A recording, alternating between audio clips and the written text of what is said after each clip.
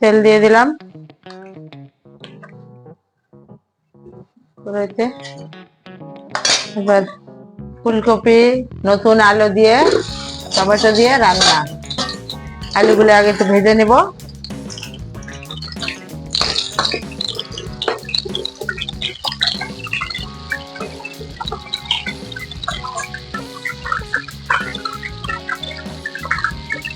লবণ দিয়ে দিলাম,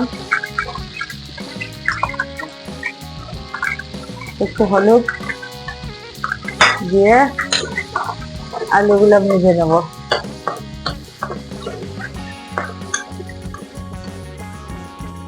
আলুগুলো লাল লাল করে ভেজে নিয়েছি, এবার তুলে রাখবো।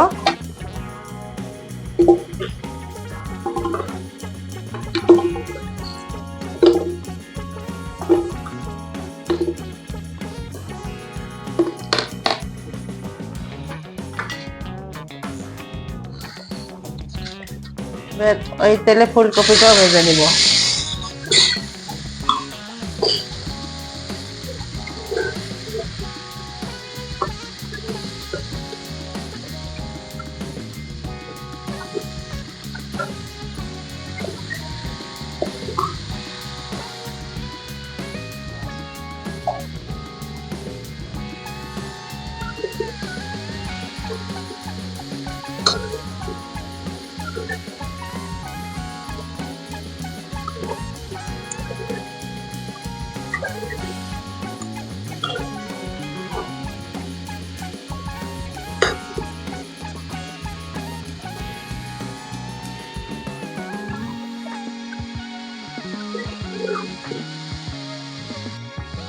আম্মু, এই কফি একবারে কষায় রান্না করলে হয় না? এরকম ভেজে নিচ্ছ কেন?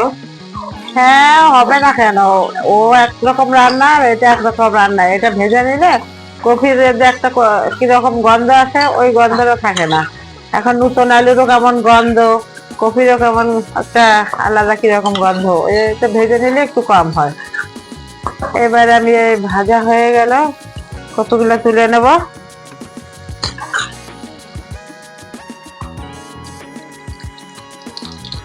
এবার ওই তেলের মধ্যে পেঁয়াজ, রসুন কুচি, পেঁয়াজ কুচি দিয়ে আর কাঁচামরিচ দিয়ে ভেজে নিব। পেঁয়াজ দিয়ে ভেজে নিয়ে এবার পানি দিয়ে দিলাম একটু। এবার পানি ফুটে উঠলে বাদ বাকি মশলা দিব, লবণ দিয়ে দিলাম। তারপরে সব মশলা, ধনে জিরে, শুকনো মরিচ দিয়ে দিলাম, হলুদও দিয়ে দিছি। সব একসাথে করে রাখছিলাম, ওগুলো একবারে ঢেলে দিয়েছি আর কি। এবার ভালো করে মশলা কষাই নিব। কষাই নিয়ে আলু আর ফুলকপি দিয়ে দেবো।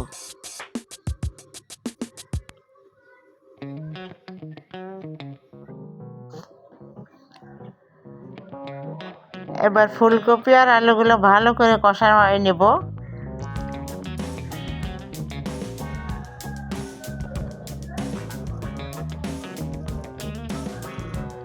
এবার পানি দিয়ে দেবো।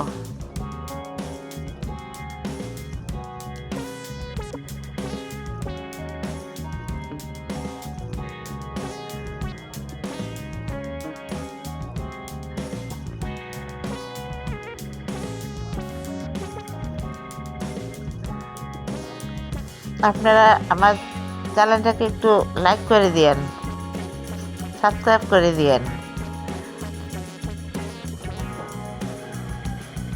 এবার ঝোল দিয়ে পানি ফুটে উঠলে, ঝোলের পানি ফুটে উঠছে, এবার মাছ দিয়ে দিব। মাছ দিয়ে জাল করব।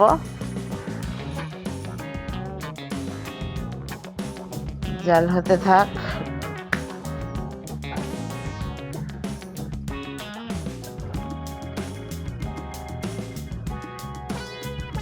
ঢেকে দিয়ে জাল করি।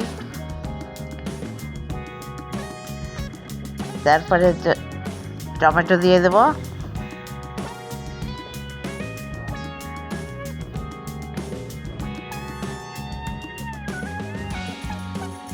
এবার 4টে জলপাইও দিয়ে দেবো। জলপাইগুলো খাবার সময় ভেঙে ভেঙে খেতে অনেক মজা লাগে, টক টক লাগে, ভালোই লাগে তরকারিটা। এই তরকারিটা অনেক মজা, আপনারা ট্রাই করতে পারেন। ফুলকপি তো সবাই রান্না করে, সবাই খান, আমার এই স্টাইলে রান্না করে খেয়ে দেখেন, অনেক টেস্ট লাগে। এবার ধনেপাতা দিয়ে দিলাম, ধনেপাতা দিয়ে ঢেকে 5 মিনিট জাল করব।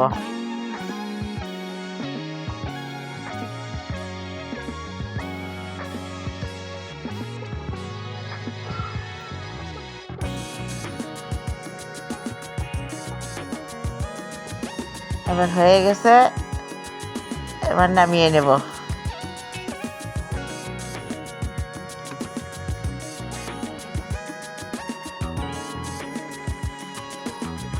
ঝোল ঝোল রাখবো, ফুলকপির তরকারি ঝোল ভালো লাগে। পরিবেশন পাত্রে পরিবেশন করে দেব।